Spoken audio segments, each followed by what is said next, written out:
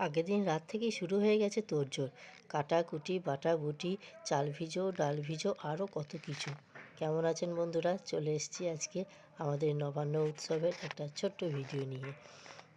নবান্নের দিন সকালেই উনুন প্রণাম করে প্রথমেই আমি ভাজতে শুরু করে দিয়েছিলাম বেগুনি। আমাদের এই নবান্নের সময় 7 রকম কিংবা 9 রকমের ভাজা হয়। প্রথমেই বেগুনিটা ভেজে নিয়েছি, তারপর ভেজেছি বিউলির ডালের ফুলুরি। আর ওদিকে ততক্ষণে শুরু হয়ে গেছে ভুর্জি দেওয়ার পর্ব। এই নবান্নের সময় আমাদের পূর্বপুরুষদের উদ্দেশ্যে এই ভুর্জি দেওয়া হয়।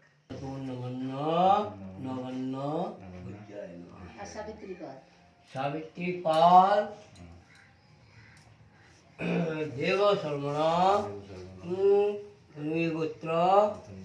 পূর্বপুরুষদের উদ্দেশ্যে এই নতুন চাল উৎসর্গ করে তারপরেই আমরা এটা গ্রহণ করি। এর মধ্যে থাকে নতুন চাল, কলা, বিভিন্ন রকমের ফল আর মিষ্টি।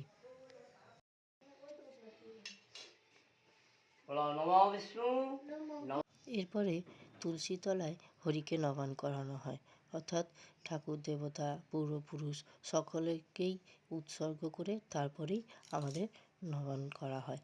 আর এই নবানের চাল নবানে আমরা সবাই প্রথমে চাল, কলা, মিষ্টি, ক্ষীর এই সমস্ত খেয়ে থাকি। আর তারপরে দুপুরের দিকে খাওয়া হয় ভাত। আর তার জন্য নানা রকমের রান্নাবান্নার পদও থাকে। একদিকে চলছিল রান্নাবান্না আর একদিকে চলছিল চাল নবানের পর্ব। আর আমার ছেলে সবার সাথে একসাথে বসলেও সে লেবু ছাড়া আর কিচ্ছুটি খায়নি। এরপরে আমরা সবাই মেয়েরা একসাথে বসেছিলাম চাল নবান করতে। আমি, মা, সোমাদি, তিশাদি, দিদা, তিশাদি সবাইকে দিয়ে তারপরে একসাথে আমরা খেয়েছিলাম। চলুন এবার আপনাদের দেখাই আমাদের ভাজাভুজির পর্ব। কী কী ভাজা হয়েছে। এই যে এক থালা গুড় পিঠে ভাজা হয়েছে, আর এদিকে আছে বেগুন ভাজা, নারকেল ভাজা, আখ ভাজা, আলু ভাজা। নারকেল ভাজা আখ ভাজা এটা নবানে হবেই হবে। আর এদিকে আছে ফুলুরি আর বেগুনি।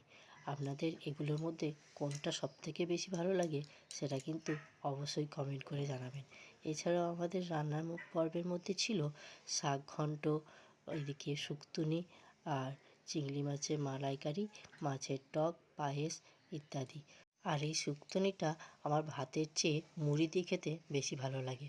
রান্না প্রায় শেষের দিকে ছিল, তাই মা বলল যা সোমাদিকে নিয়ে একটু ঠাকুর দেখে আয়। তাই আমরা বেরিয়েছিলাম আমাদের পাড়ারই ঠাকুর দেখতে। এটা আমাদের বকুলতলার ঠাকুর আর এটা আমাদের নবান্নের তলার ঠাকুর।